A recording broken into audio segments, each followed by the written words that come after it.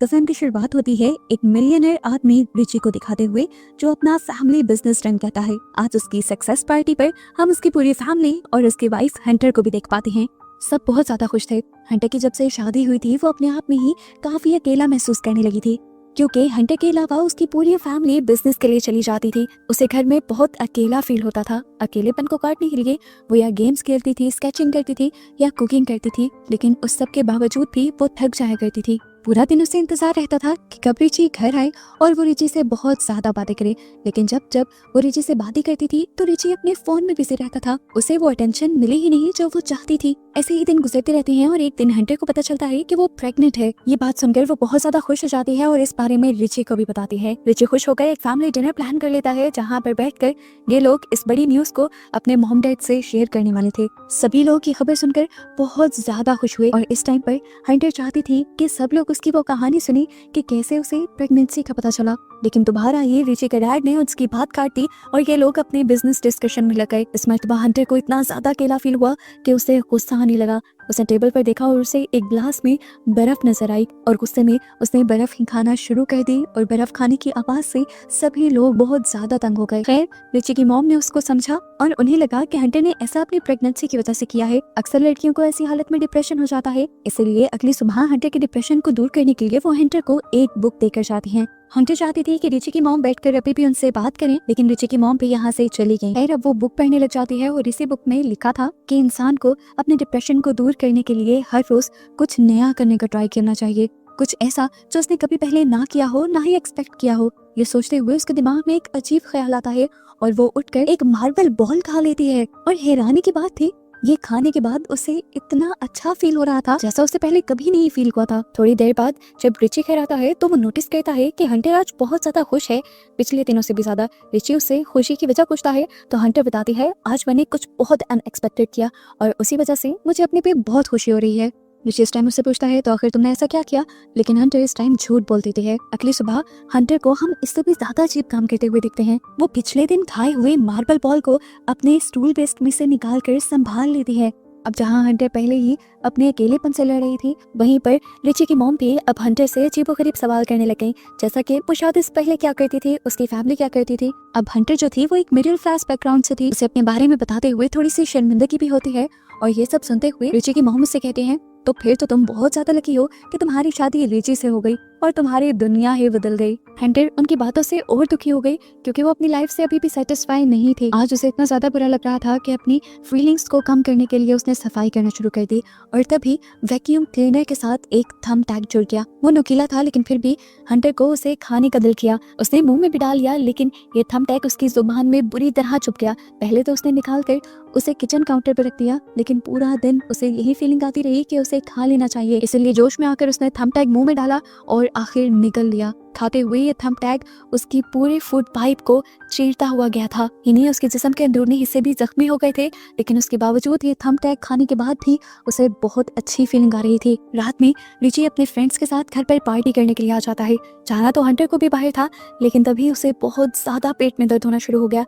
वो जब वॉशरूम में गई तो थंब टैग तो उसका बाहर निकल आया, लेकिन इस मर्तबा थंब टैग की वजह से उसके जिस्म से बहुत ज्यादा ब्लड भी आया था। दर्द भी उसे बहुत ज्यादा हो रहा था। अब रिची भी उसे ढूंढते हुए रूम में आ गया, लेकिन रिची के आने से पहले ही उसने सारा ब्लड साफ कर दिया ताकि रिची को कुछ भी पता न चले। थोड़ी देर बाद यहाँ पर रिची का एक फ्रेंड आ जाता है। वो हंटर को माँ बनने के लिए कंग्रेचुलेट करता है और फिर उसे शेयर भी करता है कि इस पार्टी में वो बहुत ही अकेला फील कर रहा है। वो हंटर से पूछता है, क्या मैं आपको गले लगा सकता हूँ। हंटर भी उसे गले लगा लेती है और यहाँ पर हमें फील होता है कि उस लड़के से ज्यादा हंटर उसे गले लगाना चाह रही थी अपना अकेलापन दूर करने के लिए। खैर, वक्त गुजरता रहा और दिन ब दिन हम देखते रहे कि हंटर का बिहेवियर बहुत ज्यादा चेंज हो रहा था। वो ऐसी चीजें खाना शुरू कर चुकी थी जो आम लोग डाइजेस्ट ही नहीं कर पाते, जैसा कि cell, batteries, pins, safety pins और बहुत सी ऐसी चीजें जिन्हें वो बाद में अपने स्टूल पेस्ट से निकाल कर संभाल भी रहती थी और उन्हें ट्रॉफिस की तरह उसने सजा कर भी रखा हुआ था। अब कुछ दिन गुजर जाते हैं और हंटर को अपने रूटीन चेकअप के लिए हॉस्पिटल जाना पड़ता है, जहाँ पर जब डॉक्टर उसका अल्ट्रासाउंड कर रही होती हैं तो पता चलता है कि बेबी तो बिल्कुल नॉर्मल है, लेकिन हंटर की गट के अंदर बहुत ही अजीब किस्म का ऑब्जेक्ट है। ये देखते हुए डॉक्टर फौरन उसकी इमरजेंसी सर्जरी करने को कह देती हैं। हंटर की सर्जरी शुरू कर दी जाती है और एक के बाद एक उसके इंटेस्टाइन में से बहुत सारे अजीबोगरीब ऑब्जेक्ट निकलते हैं, जैसा कि सेफ्टी पिन्स, मार्बल बॉल्स और इस तरह की चीजें।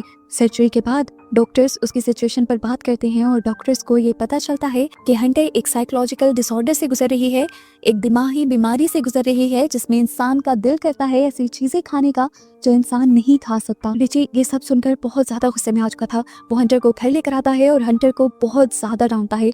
वो हंटर से ये सब कुछ एक्सपेक्ट नहीं कर रहा था। वो अब अपने रूम में से ऐसी सारी चीजें उठा लेता है जिनको खाया जा सकता था, लेकिन वो नहीं जानता था कि हंटर तो कुछ भी खा सकते हैं। खैर, रिची जितना परेशान था, रिची के डैड उससे भी ज्यादा परेशान थे, क्योंकि उन्हें रिची के बेबी की टेंशन थी। इसलिए वो हंटर के लिए फौरन ही एक बहुत बड़े साइकियाट्रिस्ट को बुक कर लेते हैं। बातें करते हुए ये साइकियाट्रिस्ट हंटर से पूछती है कि तुम्हें क्या मिलता है ये सब कुछ खाकर। वो बताती है कि जब मैं ऐसी चीजों को अपने मुंह में रखती हूँ तो मुझे उनकी फीलिंग बहुत अच्छी लगती है, इन चीज़ों के टेक्सचर्स बहुत अच्छे लगते हैं अपने मुंह में। यहाँ पर साइकियाट्रिस्ट को अंदाजा हो जाता है कि उसने ये सब कुछ खाना अभी भी नहीं छोड़ा। ये बात वो रिची को बता देती है और रिची अब हंटर के लिए एक बॉडीगार्ड हायर कर लेता है जो 24 घंटे उसके साथ रहने वाला था, उस पर नजर रखने वाला था, ताकि हंटर कुछ ऊट पटांग का ना खा ले। और इस बॉडीगार्ड के आने से हंटर और भी ज्यादा फ्रस्ट्रेट हो जाती है, गुस्से में आ जाती है। यहाँ पर हम देखते हैं कि गार्ड को भी हंटर की ये सारी हरकतें पसंद नहीं आ रही थी। वो हंटर से अजीब सा नाराज और उखड़ा उखड़ा रहता था, जो कि उसकी एक अपनी थी। वो ये सोचता था कि इतने बड़े घर में हंटर रहती है, हर फैसिलिटी होने के बावजूद ऐसी क्या वजह हो सकती है कि उसे दिमागी बीमारी हो गई। क्या वो इतने बड़े घर में भी खुश नहीं रह सकती? खैर, वो बॉडीगार्ड हर तरह से हंटर के ऊपर नजर रख रहा था, लेकिन हंटर फिर भी बाथरूम में छुपकर कुछ ना कुछ ऐसा खा ही लेती थी जो उसे नहीं खाना चाहिए। अब थोड़े दिन बाद रिची का बर्थडे आने वाला था। हंटर उसके लिए एक बहुत ही शानदार पार्टी अरेंज करती है और यहाँ पर वो बहुत खुशी से सबको मिल रही थी। हालांकि उसे लोगों से मिलना ज्यादा पसंद भी नहीं था, लेकिन आज उसके साथ और भी कुछ ज्यादा बुरा हो गया। सभी लोग उससे उसकी ये चीजें खाने वाली बीमारी के बारे में बात करने लगे और ये सब जानकर उसे बहुत गुस्सा आया। उसे रिची से कहा, क्या जरूरत थी सबको तेरी बीमारी के बारे में बताने की? लेकिन रिची कहता है कि मैं तुम्हारे अच्छे के बारे में ही सोच रहा हूँ। लेकिन हंटर को इतना बुरा लगा था कि हंटर रात में रिची से अपने से माफी मांगने को भी कह देती है। अब अगला दिन आता है, थेरेपिस्ट दोबारा आती है। हंटर को आज थेरेपिस्ट से बात करते हुए बहुत अच्छा फील हो रहा था, क्योंकि वो बात ही तो करना चाहती थी। थेरेपिस्ट के चले जाने के बाद वो गार्डन में जाती है और पौधों की देखभाल करने लग जाती है। हालांकि उस टाइम उसका दिल भी कहता है कि वो उठाकर ये सारी मिट्टी खा ले, लेकिन वो अपने ऊपर कंट्रोल रखती है। अब अपने हाथ धोने के लिए जैसे ही वो वॉशरूम में जाती है तो सुनती है कि रिची उस थेरेपिस्ट को पैसे दे रहा था ताकि वो थेरेपिस्ट हंटर की एक एक बात उसे बताए। ये सुनते हुए हंटर बहुत ज्यादा पैनिक हो गई कि पता नहीं क्या क्या बातें थेरेपिस्ट ने रिची को बताई होंगी। वो बिल्कुल टूट गई, उसे बहुत सदमा हुआ, लेकिन उसने किसी को शो नहीं किया। रो रोकर उसका बुरा हाल हो गया था। अपने आप को छुपाने के लिए वो बेड के नीचे चली गई और तभी उसका गार्ड उसे ढूंढते हुए बेड के नीचे आया। उसके गार्ड को भी आज उसकी हालत पर तरस आ गया था। वो उसके अकेलेपन को समझने लगा था। गार्ड ने उससे कुछ नहीं कहा, बस उसके कंधे पे हाथ रख दिया और उसके पास ही लेटा रहा। काफी देर बाद जब हंटर की आंख खुली तो उसने देखा कि गार्ड भी वहीं सो गया था। वो बेड से बाहर निकल आई, लेकिन गुस्सा उसका अभी भी कम नहीं। इसी गुस्से की वजह से उसका उटपटांग की चीजें खाने का दोबारा दिल कर जाता है और वो सारी कबर्ड्स और दरवाजे खोलकर ऐसी चीजें ढूंढने लग जाती है जिनको वो खा सके। उसे यहाँ पर एक स्क्रू ड्राइवर मिलता है और वो उसे ही निकल लेती है, लेकिन उसे निकलने की वजह से उसकी तबीयत बहुत ज्यादा खराब हो गई थी। ये स्क्रू ड्राइवर उसके गले में फंस गया था। उसके गले से अजीब आवाजें आने लगी थी और वो नीचे गिर गई। ये आवाजें सुनकर उसका गार्ड भी उठ गया और फौरन उसे देखने लगा। उसकी हालत इतनी खराब थी कि उसने एम्बुलेंस को बुला लिया। फौरन उसे हॉस्पिटल ले जाया गया, जहाँ से ऑपरेशन करने के बाद उसके गले से उस स्क्रू ड्राइवर को बाहर निकाल लिया गया। शुक्र था कि उसके बेबी को नुकसान नहीं हुआ था। अब रिची और रिची की फैमिली को हंटर से ज्यादा हंटर की बेबी की टेंशन हो गई थी, इसलिए वो फैसला करते हैं कि वो हंटर को एक साइकिक हॉस्पिटल में भेज देंगे, जहाँ 24 घंटे उस पर नजर रखी जाएगी और ऐसे उनका बेबी सेफ रहेगा। बेबी के पैदा होने के बाद वो आजाद हो जाएगी, यानी वो घर वापस आ जाएगी। हंटर मान तो नहीं रही थी, लेकिन रिची ने कहा कि अगर तुम इन पेपर्स पर साइन नहीं करोगी तो मैं तुम्हें डाइवोर्स दे दूंगा। इस वजह से उसे ये सब मानना पड़ा। उसका गार्ड जो अब उसकी फीलिंग समझने लगा था, उसे अब हंटर की हालत पर बहुत तरस आने लगा था। खैर, अगले दिन दिखाया जाता है कि हंटर को छोड़ने के लिए रिची की पूरी फैमिली जा रही थी और साथ साथ उसका गार्ड भी था। तभी जाते हुए एकदम से हंटर वापस अपना चार्जर लेने के बहाने घर के अंदर चली जाती है और उसका गार्ड भी भागते हुए उसके पीछे आता है। यहाँ गार्ड दिखता है कि हंटर वहाँ से भागने की कोशिश कर रही थी। इस मर्तबा गार्ड को भी उस पर तरस आ गया और उसके बारे में किसी को बताने के बजाय उसने हंटर को यहाँ से भागने का मौका दिया। और जैसे ही बाकी सब लोग घर के अंदर आए तो उसने सबको हंटर से डिस्ट्रैक्ट करने के लिए बताया कि वो दूसरे रास्ते की तरफ भाग गई है। जबकि कुछ ही देर बाद हमें दिखाया गया कि हंटर भागते हुए जंगल के रास्ते से एक होटल आ पहुंची थी, जहाँ आकर वो सबसे पहले इस होटल के बाहर से बहुत सारी सॉइल यानी मिट्टी लेती है और होटल के अंदर एक रूम बुक करके उसे खाने ले जाती है। फिर थोड़ी देर बाद वो रिची को कॉल करती है और उसे बताती है कि मैं वहाँ से भाग आई हूँ, मुझे तुम्हारे साथ रहना ही नहीं। और मैं ये बेबी भी तुम्हारी ही वजह से ले रही थी, लेकिन तुमने मुझे ठीक तरह से एक्सेप्ट ही नहीं किया, तुमने मुझे टाइम भी नहीं दिया और अब तो तुमने मुझे डाइवोर्स की धमकी दे दी है और अब मुझे ये बेबी भी नहीं चाहिए। रिची को ये सारी बातें सुनकर बहुत दुख हुआ। इससे पहले कि हंटर कुछ गलत कर लेती, रिची उससे रिक्वेस्ट करता है कि ऐसा मत करो, अपनी जिद छोड़ दो और घर वापस आ जाओ। हंटर जब ना में जवाब देती है तो रिची उसे समझाता है, देखो हंटर, तुम्हारे पास कोई स्किल नहीं है, कोई डिग्री नहीं है, इस दुनिया में तुम इस तरह सर्वाइव नहीं कर पाओगी, तुम्हें मेरे सहारे की जरूरत है। लेकिन हंटर रिची की बात ही नहीं सुनती और कॉल काट देती है। पूरी रात वो टीवी देखते हुए और स्टॉल खाते हुए गुजारती है। हंटर अगले दिन उस होटल से भी निकल जाती है और अपनी मॉम को कॉल करती है, अपने साथ होने वाली ये सारी चीजें बताती है। उसे आज अपने पे ही गुस्सा आ रहा था। वो जानती थी कि ये सब उसके साथ क्यों हो रहा है।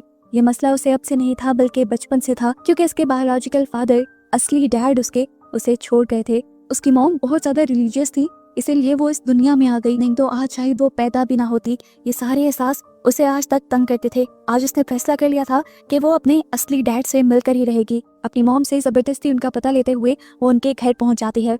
यहाँ जाने पर वो देखती है कि किसी की बर्थडे पार्टी चल रही थी। ये उसके स्टेप ब्रदर की, यानी उस आदमी के बेटे की बर्थडे पार्टी थी।